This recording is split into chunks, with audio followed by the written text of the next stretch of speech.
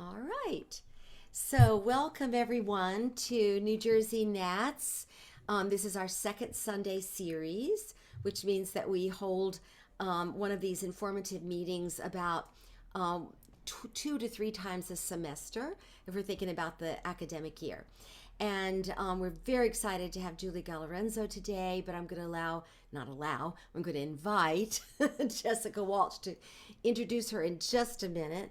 But before that happens, I wanted to just let you know about our next and last one for this year, which is coming up on April 10th. And it will be also at 2 p.m., always at 2 to 3, where we hold that very sacred. And it's going to be with Alan Perriello, who's the director of artistic administration at Des Moines Metro Opera. And whereas this program today is going to be focusing on the high school entering college age individual, primarily in MT, and looking at college prep for auditions, etc. That one will be on kind of focusing on university and independent student, pre-professional students, independent studio, for people who are seeking out young artist programs. So we hope that you will join us on April 10th for that. So now, without further ado, we are recording this, and so you may put questions in chat if you'd like, or Julie's been kind enough to say that if you want to just open up your mic and ask a question, that's all right. If you put them in chat, Jessica will be looking at those and will determine if she will introduce that question into the program or wait till the end. Here comes Marie. Oh, wonderful, Marnie. Okay, so the recording, however, will go on to our NJ Nats website, which is njnats.net. Okay, so now without further ado, I introduce to you the secretary of NJ Nats, Jessica Walsh, who's going to introduce our wonderful guest for today. Hi, everybody. My name is Jessica Walsh, and yes, I'm the Secretary of New Jersey Nats, and I'm excited to introduce Julie Galorenzo. She is a professional musical theater performer with over 30 years of performance experience, and she specializes in coaching voice and acting with special emphasis on college audition prep for high school seniors. She is a friend of mine. We've performed together. She's very talented, very plugged in with the college audition prep scene. So we are wise to take advice from her. She's also a professional performer. She's performed nationally, and she is a member of AEA. And as Kathy mentioned, you're welcome to put questions in the chat. We will monitor that. And if something is very like an urgent question, feel free to unmute yourself, or we'll just save your questions till the end. So without further ado, Julie. Hi, thanks, Jess. Hi, everyone. My name is Julie Galorenzo, and we're just going to dive right in. So I am going to share my screen. I know our favorite words in the COVID times. So welcome. I'm so excited to be here. I was so thrilled to get asked to present here, and I hope that you're able to take something from this today. I've been doing college audition prep for musical theater students and acting applicants for a really long time. I felt like there was a hole. I went through this process myself, but I felt like there was a hole in between students, voice students, acting students, and bridging the gap between those two fields for the most effective and complete audition package. So I have come up with my own process over the years, but I figured today would be a great opportunity to just share some process information. And I don't know where all of you are and how involved you are in the overall audition process, if you help select and coach music, or you do voice techniques specifically with the students and don't assist too much in the package. So this is gonna touch a bunch of different topics, and hopefully there's something here that is new, or a new way of looking at something that will help you out. I graduated from Marymount Manhattan College in 2005. I have an acting degree with a musical theater minor. That degree no longer exists. It is now either a BFA in musical theater or a BFA in acting. So when your students are concerned about the degree title, just tell them that it may not matter. There might come a day where your degree no longer exists. That's mine. And I work with students both in New Jersey, in a hybrid situation, and I also work with students all over the country, and I had actually people in Trinidad and London in my program this year, which was really, really exciting, and I got to learn a whole lot from that experience as well. So the high level sentence that we're going to keep coming back to today is that the college audition should demonstrate the student's ability to transform. Okay, so we're going to keep coming back to that. And I think that this concept is something that separates students who are really ready to go and prepared versus students who may not have had a ton of support. So we're going to talk about how to do that and how to get the most out of their performance in a couple ways. I'm going to start by talking about the high school plan, the types of degrees available. I know you probably know that, so I'll breeze through that. How to help determine and categorize the schools, plus how many schools do they really need to be applying to? And then, of course, overviewing the senior year timeline. Now, I don't know how involved you are in that process, so I'm going to do a quick rundown of all of those things. Then we'll get into the meat of what we're going to talk about today, which is what are the schools looking for? Let's discuss that pre-screen process. We're going to spend time on selecting material and then how to help that student stand out. There are schools this year that got 3,500 applications. 3,500. So hopefully some of my tips will help you out. And then at the end, we'll do, if there's any questions, you're free to put them in the chat. And Jess, you'll help me, of course, because I can't see it. Or we can have some questions at the end. I also have some questions prepared that I usually get. So here's sort of an idea about a high school plan. So based on what year your student is currently in, you might want to just kind of help them, guide them along this plan. So on the left-hand side, if the student knows they want to pursue a degree in theater, or like I wanted to know, when I was in 5th grade, I was like, can you go to school for musical theater? So like I always knew that's what I wanted to do. So if you have a student like that, we have to make sure that they are staying in training regularly, staying in voice, of course, acting classes when possible. If your students want to go for musical theater and not voice, they have to be in acting classes. If you provide that to them, that's also great. But their regular study, as you know, builds skill. I don't have to tell you all that. And then they have to consume theater. So encourage them to see as much as they can, even if it's theater at neighboring high schools, middle school productions, things that are cheap and easily accessible. Unfortunately, they do have to dance.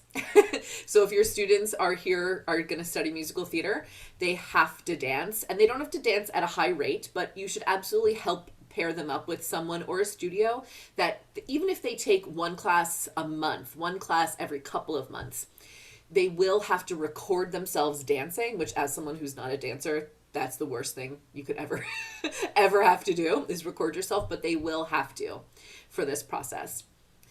Junior year, they should be touring schools, decide on what I call the need to have, nice to have list. They should continue their training, consider some sort of summer program at a college on your list. They should also, I know this might be a controversial statement, but they should also put their material in front of other people, right? Even if you work with another voice teacher or an acting coach, someone else that they can go to for a session to just get another point of view on how they're showing up in those, in that audition space.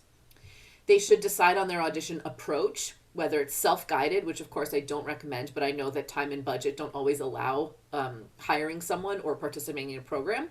A personal coach like me, one of those big Broadway style programs, and of course seeking a mentor. And then senior year, we're going to implement that plan. So here's the types of degrees for theater that are offered. BA is probably the most popular in terms of how many are available throughout the country. That can be anywhere from acting, theater performance, theater studies, etc. BFA is the degree that is more of that conservatory style program where you're going to have about 60 credits in the major and then very limited opportunities for a minor or a lot of electives. Musical theater, acting, theater and voice, vocal music. And programs that are vocal music programs, if they're in a musical theater setting, they will, of course, get acting classes as well. The Bachelor of Music in Musical Theater is becoming more popular every year. This also should be someone who's also very interested in having advanced musicianship classes.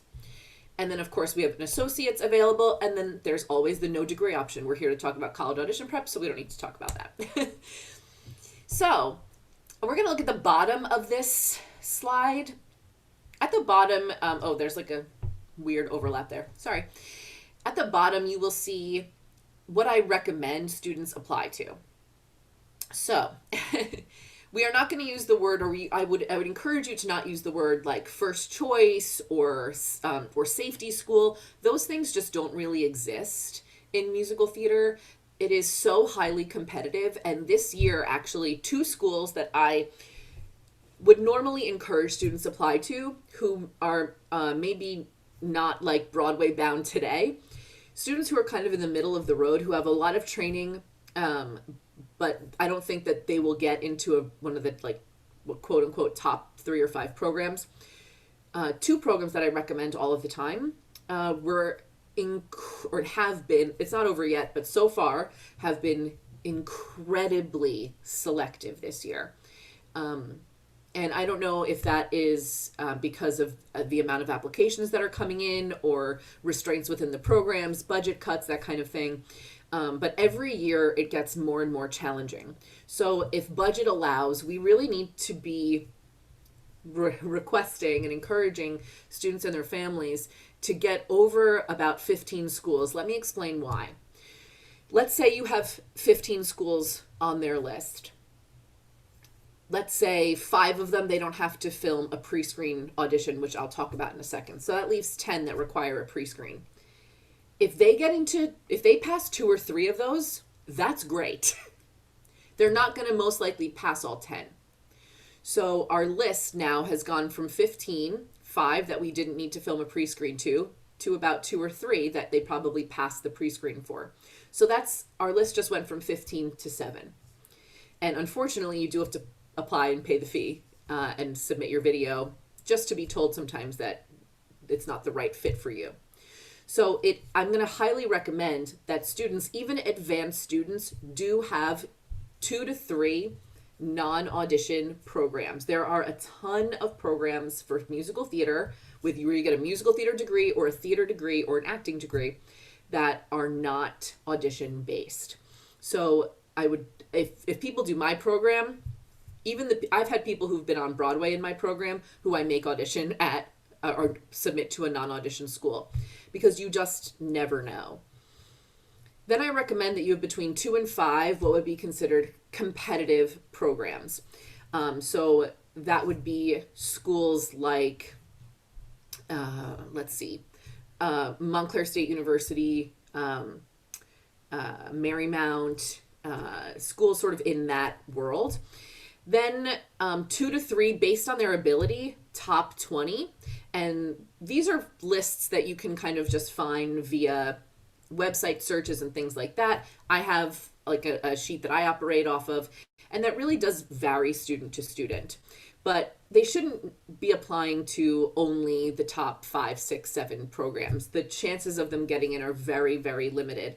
Plus, keep in mind that some of these schools have 12 spots, right? And right now, schools are still looking at their applicants on the binary. So they are looking for 6 guys and 6 girls, right? So that really means that you're one of 6, not one of 12. So they're very, very, very competitive. And the truth is that nearly 100% of the people who apply are not going to get in. We really want to make sure that you bulk up the schools that are in more of a competitive, meaning they have to audition, right? And that there's a chance that they're not going to get in. All right, here's your general timeline. So in July and August, they should be creating a list of potential song and monologue options. We'll talk about material and how you can help them really stand out.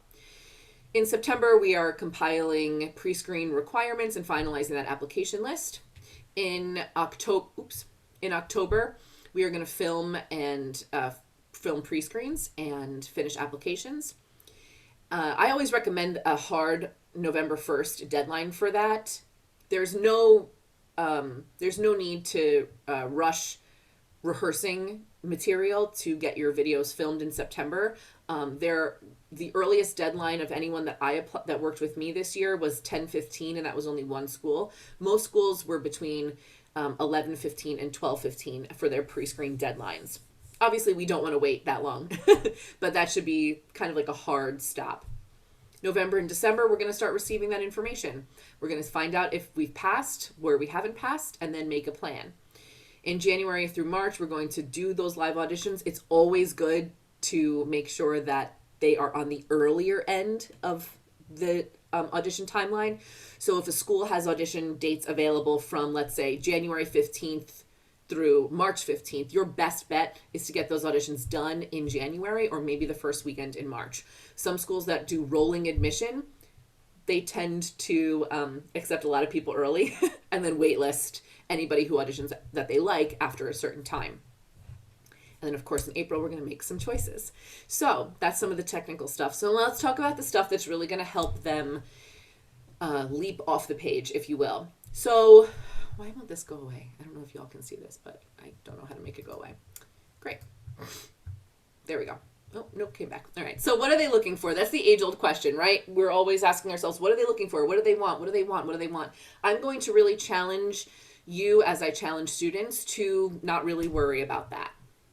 And I know that that might seem a little controversial, but I think that the people who do the best are not necessarily the people with the most technique, both in acting and voice. They are people who have brought themselves out in their material. And I have lots of, I don't know, what people might say controversial opinions about what that means, which we'll get to. But when someone is 16, 17, or 18 years old, I think that can be challenging, right? To say, what's my point of view on myself? What do I want to share with this team? What's my point of view on the world, right? Like, they may not know the answers to those questions, or they might not think to say them to themselves. So I would really challenge you to go to them and, not that their rep that they've been working on can't work, but it might not be the thing that's going to showcase who they are and what is in the essence of what they have to say. Some questions that I like to throw out, no matter how long I've worked with a student, is I'll always start by saying, all right, so if I take all of your friends and family and put them in a room, what are you hoping they're going to say about you? Like, what do you hope people know about you? And they might say something that you had never known about them, right? They may say something like, I hope that they think that I am like an advocate for this, or that I speak my mind. And you might say to yourself, wow, I didn't know that about you. And I'm not saying that then you would find material that's about speaking your mind, but there's a ton that is. So maybe there's something that really would feel like it calls to them. We also want to make sure that they're not doing material that feels the opposite of who they are, right? I know for sure, like I had a couple teachers when I was young, as we all did, who really pushed me on material that it wasn't how I sang, and it didn't feel like who I was. And I think that a lot of the time that really got in the way of me feeling not only connected as an actor to stuff, but also it limited how excited I was to do it. And I think that we owe students at least asking the question. I think we also want to view this audition process of you have nothing to prove, only something to share. And I think that if we go about it that way, it frees up the student from thinking that there's some box that they have to fit in. A lot of programs, college programs right now, are having a long overdue reckoning with how they treat students and how they label students, and if they really help them or if they get in the way. So I think there's lots of boxes and old mentalities that we now can really get rid of, and especially as coaches, encourage the opposite. And I'm going to get into that in a second. But we want to create a diverse audition portfolio that showcases the art of being able to transform, because that's what musical theater is, right? There are so many shows where you have to be lots of different things. And so that's what we're going to focus on for the next couple of slides. So I'll go over briefly this pre-screen. I'm going to try to lower myself. I'm going to go over briefly this pre-screen process. In case you are unaware, a pre-screen is a pre-recorded video that the student will send to schools in order to see if they pass that audition to go to a live audition. They are becoming more popular every year, so this is something that most schools at this point really do require, especially if it's a BFA program. We are typically, not all the time, but typically looking at 60 to 90 seconds of contemporary song, or 60 to 90 seconds of something that is contrasting, meaning that is pre-1970, unless you're applying to University of Michigan, and University of Michigan is pre-1965, just to, make it fun for everybody.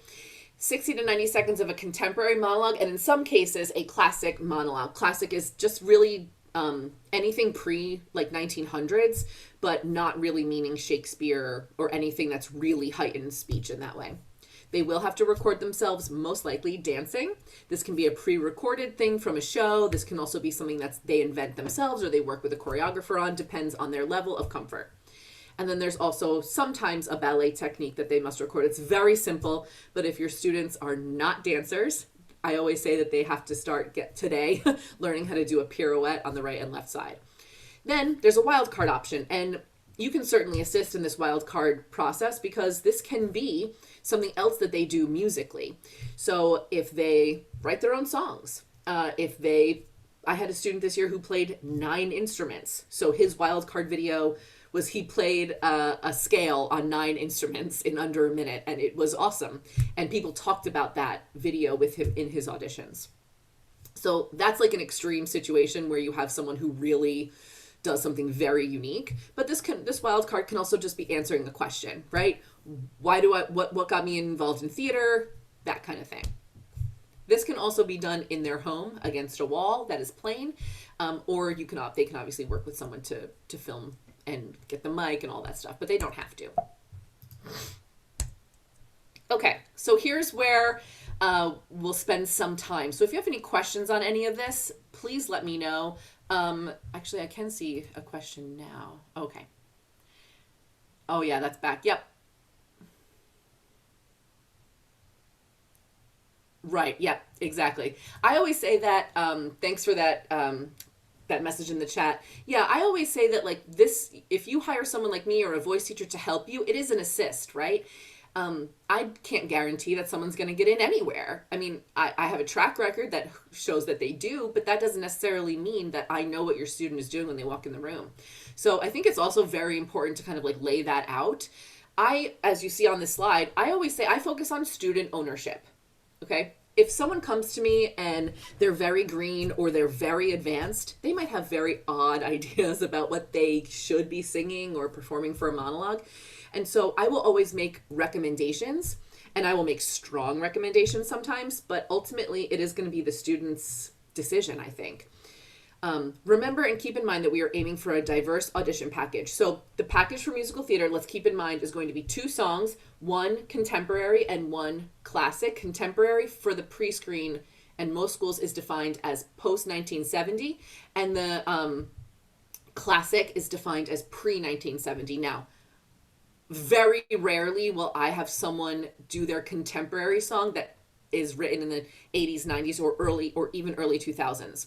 I think that is mega musical, and I think you have to be an incredibly relentless, I guess, vocalist to manage some of that material over time, right? So that, based on the student, I really discourage looking at 80s and 90s and early 2000s. I think it's very dicey for most songs that they would want to sing. So I really look at post 2000, pre 1970. And just remember that 1970, I mean, Hair was written in 68, right? Someone can correct me if I'm wrong. Hair wouldn't be classic, right? So we want to make sure that we're really honoring what those requirements are. So let's look at what we should be doing and how we should be encouraging students. So this might be something that is either you've heard this recently or it might be new information. But in the musical theater world, we are really not counting bars of music anymore. Okay? So even if something says 16 to 32 bars, that's kind of out. A lot of contemporary musical theater just is not like classic musical theater, where there was a very clear verse, chorus, bridge, chorus. And songs are just not written this way anymore. So we always want to look at time, not bars. For the pre-screen, you want to be looking at material that's about a minute 15, minute 20 most. Those students will also have to say something like, "Hi, I'm Julie Galorenzo, and I'm singing, I don't know, Waving Through a Window," but from Dear Evan Hansen. They have to also say that, right? So that time is included in that minute 30. So if you land around a minute 15, minute 20, you're most likely in great shape.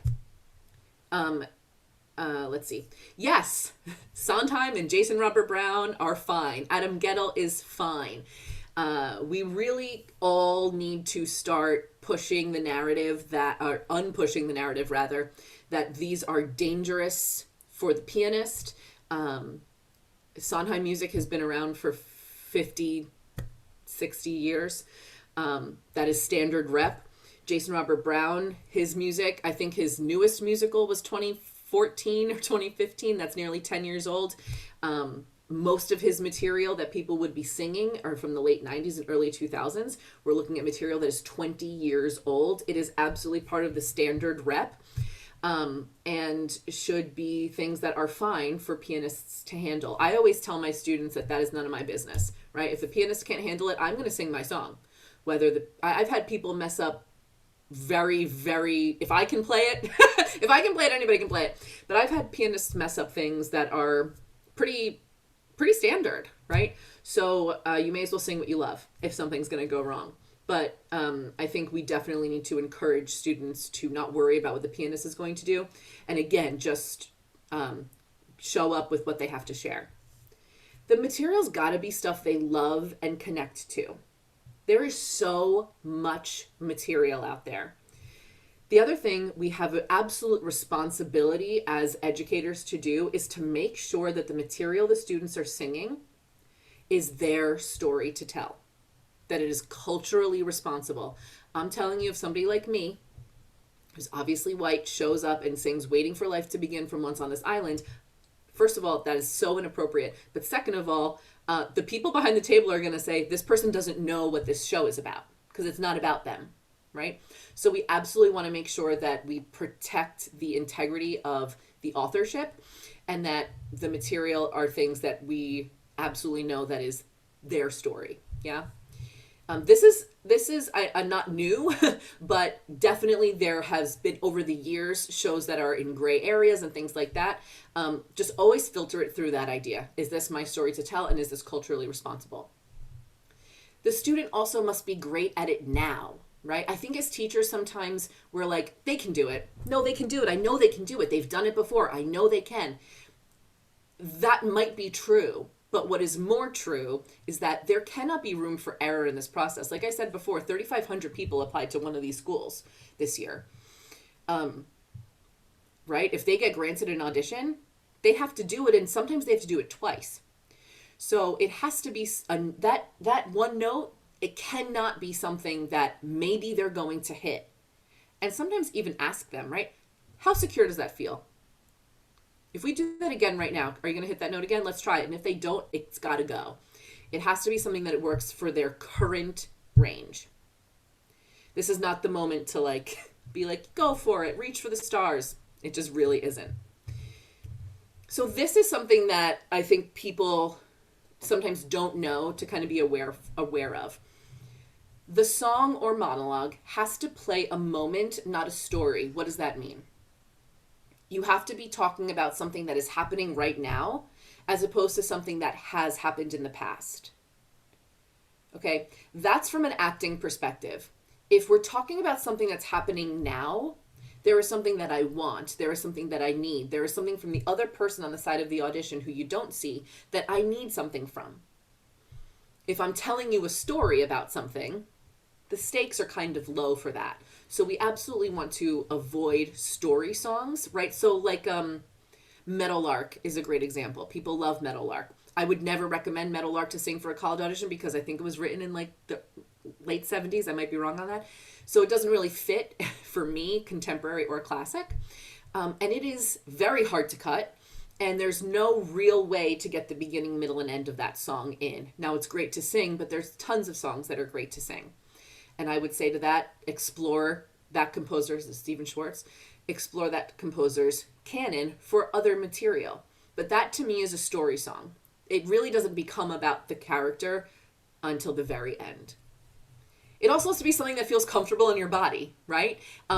These are not vocal only auditions, so the expressiveness has to also live in their body and their soul and their feelings. That's like the thing I say. How does it show up in them as a person? The word joy is something I always recommend trying to seek out in material. You know when a student hates singing something. I mean, I remember when I was taking voice lessons when I was young. I mean, you hear how I talk. Like, is there any doubt that I'm an alto? Obviously I am. I have a very, very low voice. I always did. It was very, very hard for me to sing higher for a very long time. And so my voice teacher would always pick material for me that never felt that it gave me an opportunity to like find happiness in. She would always change the keys and make them very low and all that stuff. And even though they were like fun songs, you could see that I was not enjoying this process.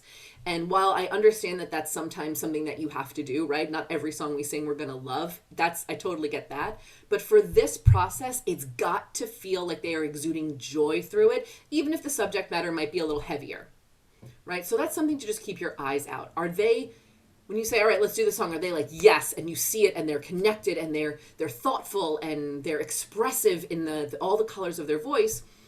Or are they kind of phoning it in? That could absolutely be an indicator that this is not the song to keep working with for this process. They absolutely have to read the plays or see the shows. There's lots of ways to see shows, legal or otherwise, but they absolutely have to get their hands on the material. They should go see it if possible. They should look for find the script and score online if they can, and they need to understand the character and the character journey.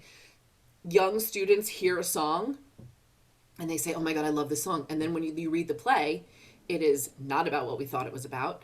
And it could become a big, big problem, actually. Okay, so we want to look at a similar age range, but never younger. So that's something that I strongly recommend. The schools will say things like, make sure the material is something you can play, like is like your current age. I disagree with that. I think they say that because what they don't want is for someone to come in who just was Annie in their high school production and sing Maybe. The same way I don't think that they want someone to come in and sing something from a character that's like, I'm an old lady, I've lived a hard life. Like, I don't think they want that either.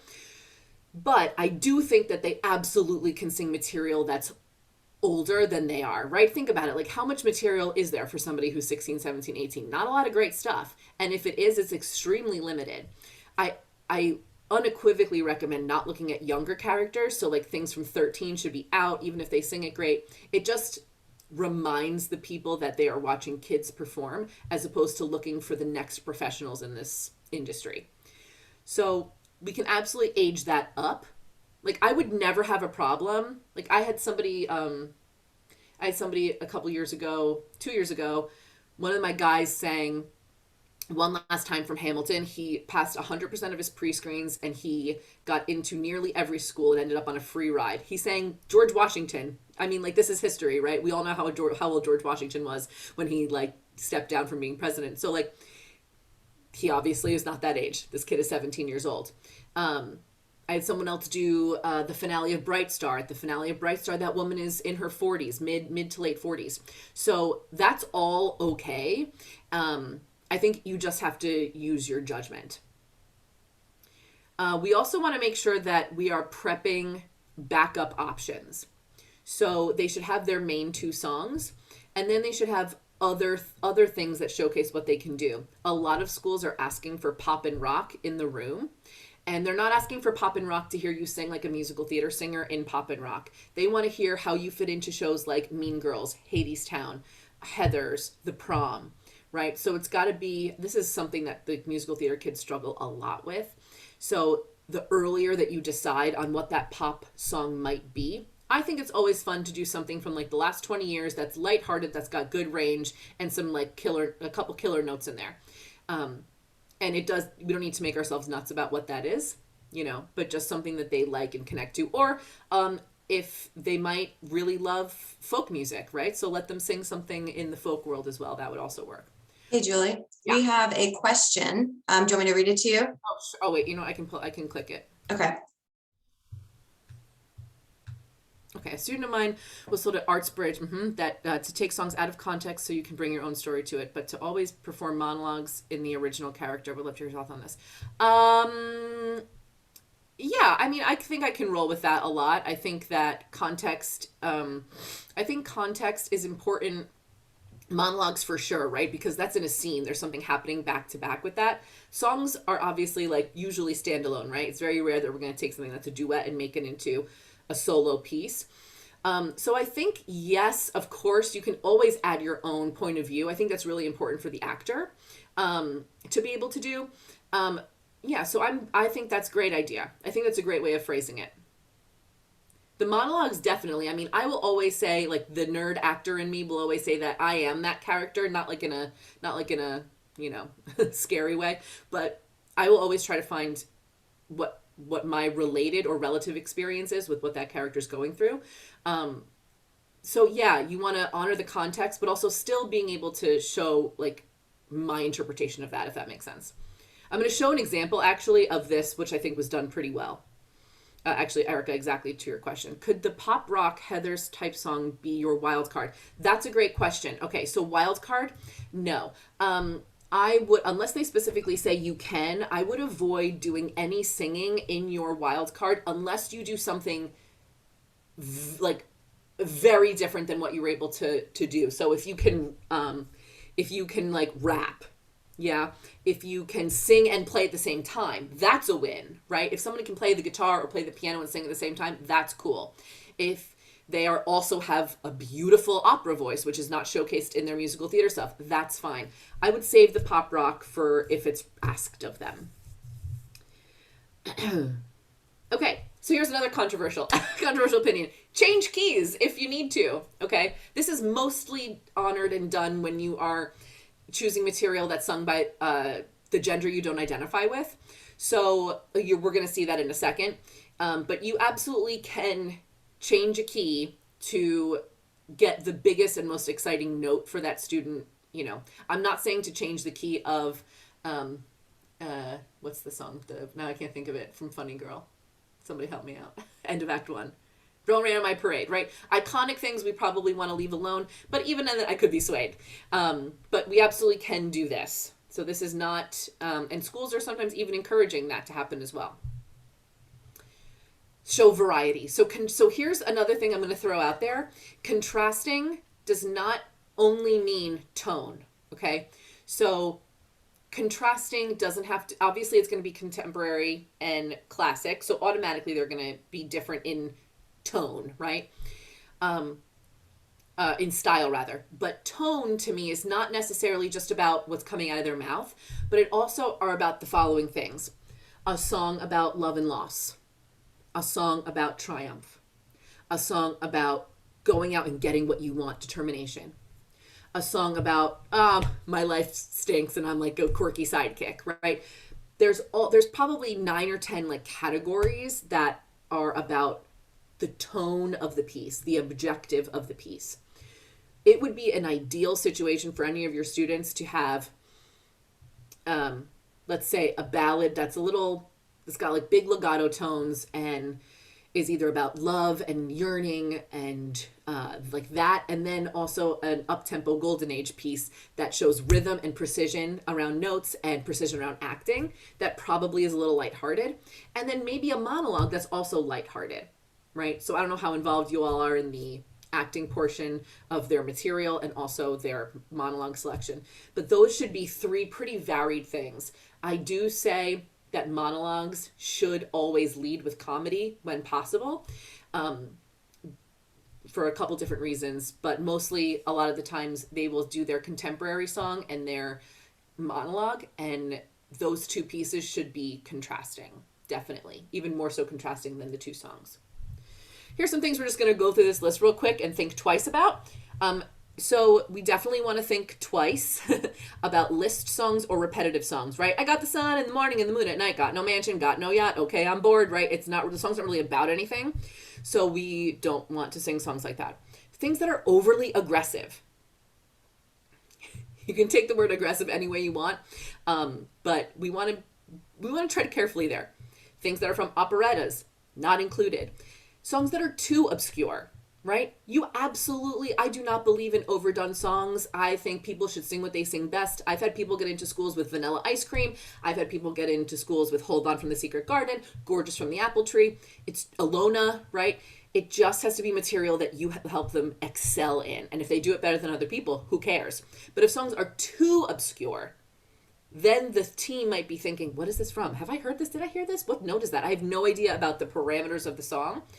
So I will always say that if you sing something like Vanilla Ice Cream, then you can afford to have something that's a little bit more obscure. But it should never be things that are just like too weird. Make sure they have a very fluid melody that's easy to follow. Songs that are out of our range, like more often than not. Popular songs are monologues, right? So if you can Google it and find it, everyone else in the world can Google it and find it. Monologues especially take more time. We won't worry about that today.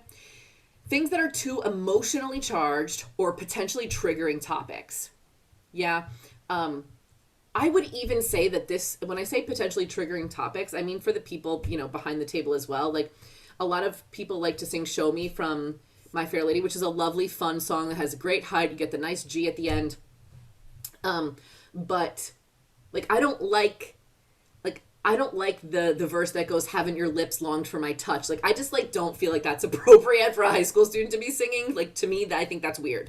So we do the other verse, haven't your arms hungered for mine, right? I just think that we just want to make sure that, we're not, doing anything that's like too heightened an emotional state or might be triggering for the student or the people watching it. Nothing from a book of monologues, published plays only. Same goes for music as well, right? These should be things that were produced, that have had a life. They don't have to have a Broadway life, but they have to have had a life somewhere. And then, of course, the most popular song from the most popular show, right? She Used to Be Mine is like not an appropriate audition song for someone who's 17. I don't think. There's lots of other songs that get you up to that nice to saying B or B flat, whatever it is. And then, I said this already, but selecting the first thing you find. That's never a good idea. Material should cover all you can do successfully, lead with comedy, and lighthearted material. What they don't want is 6 weekends of students being very dramatic. And sometimes they just can't handle the material if it's too dramatic. So try to find lighthearted things when possible, or joy and triumph in material. Also, I didn't say this, but big endings, right? A lot of songs, a lot of contemporary musical theater songs. I think of I'm Not Afraid of Anything, Jason Robert Brown, right? That song has this great build and this great, almost fake ending. And then it's like, but I'm sad. But I'm sad. And that's the end of the song. To me, that doesn't work. We want big endings when possible. The student always has to know who they're talking to, and treat even songs that are solo songs where there's not even another person on stage like a conversation. Also, make cuts. Make inventive cuts. I'm going to get to that right now, actually. So we're not going to spend too much time on this, but students, absolutely, if you are helping them with their monologues, you can absolutely take a monologue that comes from a scene and make it into a monologue. This is an example of one that I've worked on that I kind of spliced together for somebody. This is from An Ideal Husband, and we took the strong beginning, we took where the intensity rises, we took a couple tactic changes, we offered a solution midway through. We allow the other person to accept the solution, and we offer an idea how to move on and then have an effective final line, right? So we took this from a scene and made it into a monologue. This person got through 2 rounds of Juilliard callbacks with this. So it absolutely is something that works. And I think a lot of times students will see, they'll come from competitions and things like state or local competitions where they say it has to be intact, sure, but that is not a rule out in the world. All right, now we're going to look at, I'm going to do a different screen share here. So now we're going to look at a cut of a song that I worked with a student on. And we took the song, Everybody Says Don't, from Anyone Can Whistle. Now, we broke every single rule with this. Abby, as you see on the left-hand side of my screen, is a woman. This song is sung by a man in the show.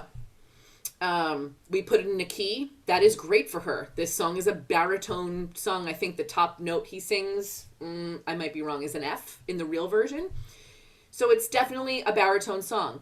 This particular student, first of all, I'm convinced that she's going to be an alphabet one day, but we knew that her strength was going to be in the ballad and really hearing this incredible range that she has soar on something that is huge. So we wanted to show something that had rhythmic precision, that was Sondheim, that was very challenging. This is from Anyone Can Whistle's 1964, I believe. So it fit the criteria for University of Michigan. She submitted this video and her other one. She passed 100% of her pre-screens with this. So when I say you can break the rules, right, it has to be from your gender. It has to be in your age range. This is like an old man sings this song in the show. Okay, so it's all good and we can do what we want as long as it serves the student. The other thing that we did is that we took this song and we created our own cut of it. So we did the beginning verse. We did through the whole first beginning part of the song. Then there's a second verse. We cut the second verse and we went directly into the first part of the bridge. Normally this song has a little like weird chord thing happening. We cut that and we went right to make just a ripple. And then, so we finished the bridge, and then we went right into, we skipped like, I don't know, 50 measures and went right to this other section. I've cut and pasted this, so this is not really like the normal layout of the song. I've cut this to shreds. And so let's see how we make that live. So instead of just doing the bridge to the end, we did our own thing, and it absolutely paid off. And so then we'll follow along with the music, and this was ultimately the pre-screen audition. I'm Addie McDonough, and this is Everybody Says Don't from Anyone Can Whistle. Everybody says don't, everybody says don't, everybody says don't. It isn't right, don't, it isn't nice. Everybody says don't, everybody says don't, everybody says don't walk on the grass, don't disturb the peace, don't skate on the ice. Well, I say do. I say walk on the grass is meant to feel. I say sail, tilt to the windmill, and if you fail, you fail. Make just a ripple. Come on, be brave. This time a ripple, next time a wave.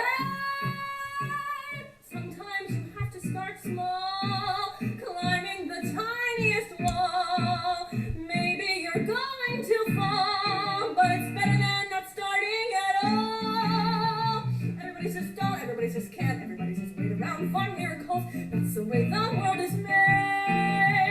I insist on miracles. If you do them, miracles, nothing to them. I say don't be afraid.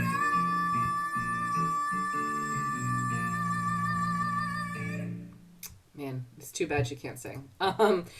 Right, so there's always a way to take something and make it your own, and put it in a different key, make a different cut. I make cuts constantly, very, very different cuts for everybody.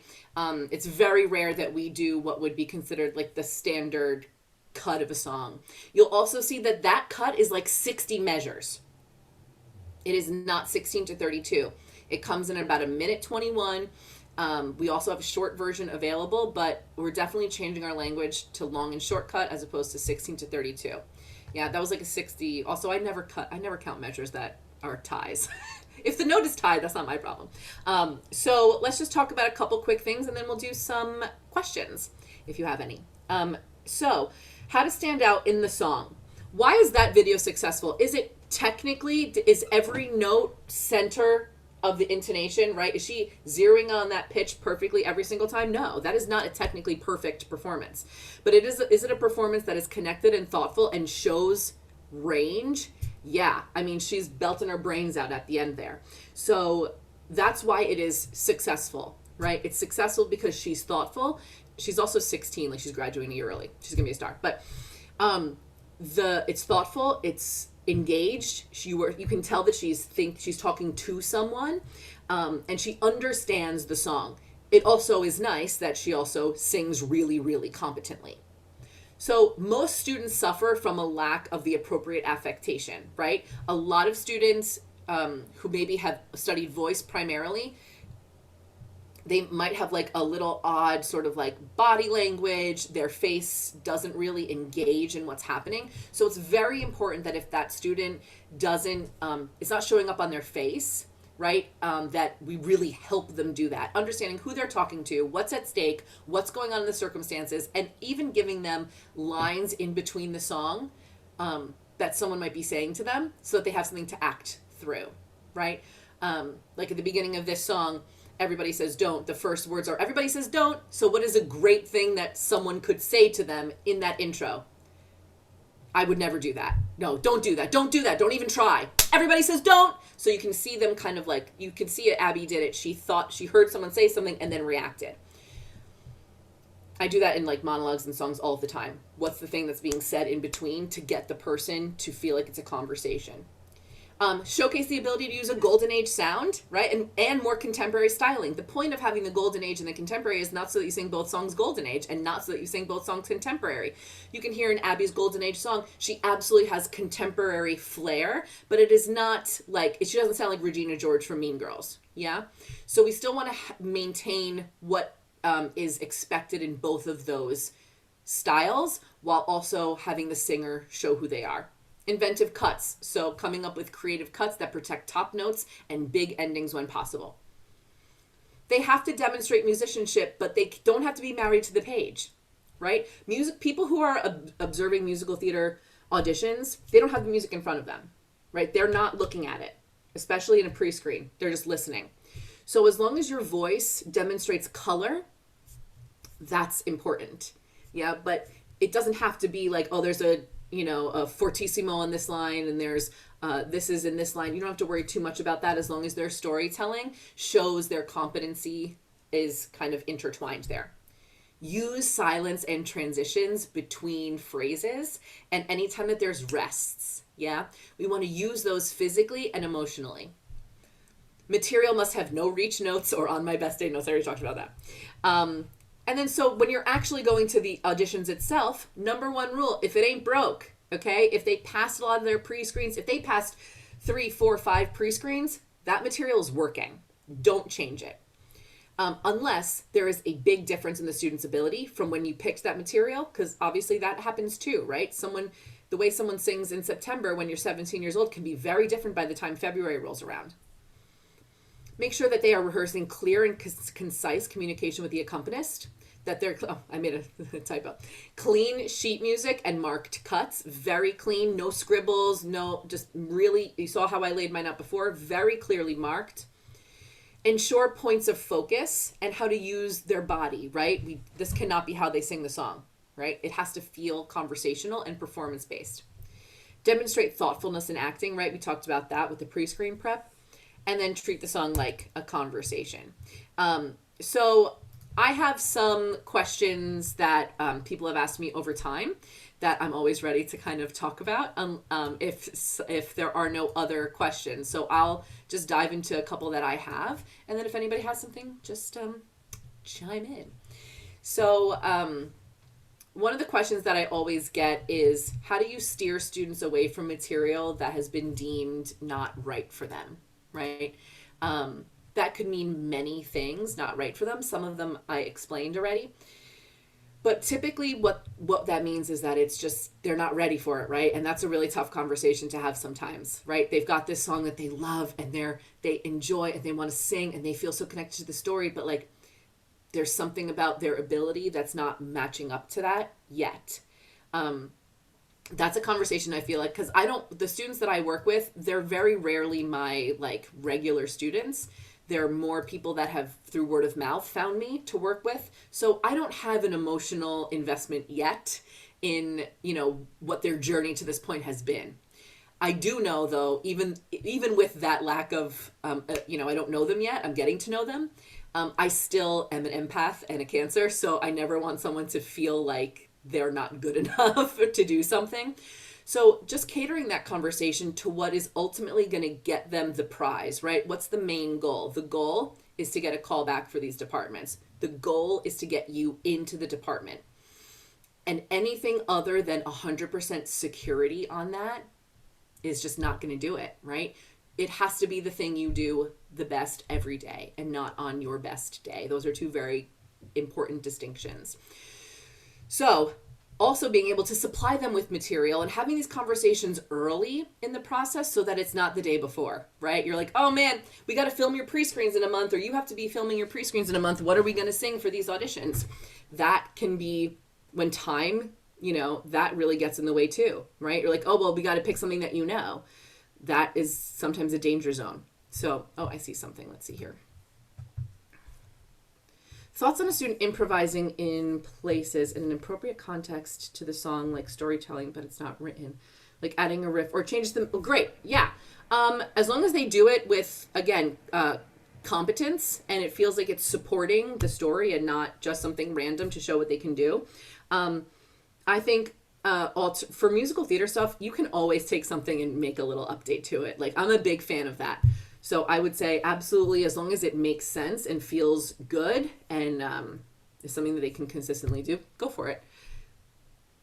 I know you basically answered this question, but I want to hear the answer out loud for my own sanity. If a school is looking for 16 to 32 bars of an up-tempo and an up-tempo is in cut time, can I ignore that and just, yes. Yes, and for up-tempo, would that be 30 seconds and 60 seconds for 16 to 32 bars? Okay, so I will say this much, which is this year, there was only one school that said 16 bars. Okay, so yes, 16 bars, if it is in 4/4, that's pretty easy to knock out. But I say just keep it at 16 bars, keep to 45 seconds. 45 seconds to a minute, regardless of what's happening in it. I would say, yeah, for sure. They're not going to stop them, right? They're not going to stop them, I promise. I've never once had a student get stopped. Not once. So I've hundreds and hundreds of thousands of auditions for this stuff. Not once. How about accents? I'm a classical teacher primarily, but when I have a musical theater student, I tell them not to use the accent audition, but we have to be coached for the role. Is that right? I find it hard. Oh, you mean like if they're doing, let's say, I Could Have Danced All Night for My Fair Lady? Is that what you mean? Yeah, no accent. Yeah. Yeah, or if it's Irish or it's... No, like if you're doing Brigadoon, right? Yeah, we don't want, at 6, I can't do an Irish, whatever their accent is, I can't do it anyway. But, yeah, I would just sing it straight. At 16 years, I was blue and sad, right? And just ignore any accent. Mm-hmm. Great, thanks. For sure, yeah. I think that would really throw people off. They would be like, what's happening here? Yeah. I have a question, Julie. Yeah. At one point I had a student, so this is about cultural appropriateness. Sure. I had a student of color ask me if it was appropriate to sing a song that was written for a specific different race that wasn't their ethnicity. Curious what your thoughts are on that, like how, I don't know. I wasn't sure what to say. That's a tough one. I don't know if I have the answer to that. I think that would be something that you would have to default to that student about. I think that if we're looking at shows that have very popular audition material in it, things like Once on This Island, shows like Ragtime, shows like, there was one other I was just thinking of, like In the Heights, right? I think that we have to default to the student on that one a little bit. Like I had a similar thing happen this year. I had a student who is Filipino, and he wanted to sing Some Girls from Once on This Island. And I left that up to him, right? Because he is a person of color, and I felt like that was his decision to make. He ultimately didn't choose that. He wanted to go with something else, which I thought was a better choice anyway for him. But I think we kind of have to trust that they'll make that decision, as long as it's the best material too, right? Mm-hmm. Like if that's the best material for that voice, I think that we can leave that up to them, at least as a white person. I'm going to say that right. Like, would you say to them, like, this is a decision I can't make for you, or like, this is kind of a dicey area? Okay. Yeah. Yeah. I would just say, well, let's hear it, let's try it. Let's see what happens. And then go from there, right? You also, I always like to come, I always say, I call it come to the party, but I always like to come to the party with just other ideas too. Like, what about this song do you love? Right? So when I get myself in that position, which does happen sometimes, I'll say, what about this song do you love? Right? What about it? Is it the range? Is it the concept? Is it what about it do you love? Talk to me about that. And then I'm always going to at least provide other options for them as well to listen to and find out, and go research. But that is definitely something for that situation. I would default to them on it. Awesome. I think there's one more question, Sam. Hi, Sam. And then Kathy was mentioning we're going to wrap it up. Is it okay if Sam asks her question? Of course. Okay, Yeah. great. Guys, I could stay here all day. Yeah. I know. Hi, Julie. Hi. For filming the pre-screens, you said you film, I think you said October. Do you prep all the material to be done to be filmed at once? Or if a student has kind of completed their journey with a piece, do you have them film it, if they're done in August with that, let's get it out of the way? Or do you coach them to be done with everything at the same time? Yeah, the way I do it is that I think it's the best use of time to do everything in one shot. Also, okay. I can coach it live right there, right? Like, I'm obviously working with their stuff the whole time, but I don't know, if they're filming with me in person, it's way different. And I'm way better in person than I am on Zoom. I think probably a lot of us would probably have that same sentiment, but I'm way better in person. So that engagement, it's still going to change, right? Filming their pre-screens is still an opportunity to do all of that. No, I treat it like you pick your day 6 weeks, 8 weeks in advance, and that's when we're filming. So you better not go out the night before. You better be ready to go. You better, do whatever you got to do. Wear your mask. Don't, you know what I mean? Do what you got to do so that we can do it and execute it all in one day. And then I think it's just easier. And once they feel good, they see themselves back on film. Also, you want continuity with what they look like. Yeah. Mm-hmm. They're never going to look the same. No matter what you do with kids, their style has changed, their hair has changed. They are not going to look the same. So I would absolutely do it in the same day. Prepare whatever work, however involved you are in it, right? We have tracks, we have our 60-second version, minute 15 version. We know exactly what they need to film school for school, so that all 11 of their videos are done when they leave. And then all they have to do is go upload them. It just leaves less room for error too. So I'd say do it all in one shot. Awesome. Thank you. Yeah. Anything else? Are we good to go? Well, thank you so much for having me. This was so fun. I love talking about this stuff. If you ever have any questions, you can find me. I'm all over the place, but my email is juliegalorenzo, coaching@gmail.com. Also, if you're on the socials, it's the same handle on all of my social media, which is Julie Galorenzo Coaching. So you can find me there too. I'm always happy to answer questions, and I give a lot of other advice and tips on Instagram and TikTok, which is where all the kids are these days. So Brava. Thank you so much, Julie. You're so welcome. Thank you all for informative and fun. I don't know about that, Jess. Thank you. Thank you, Julie. Bye. Bye. Thank you. Bye.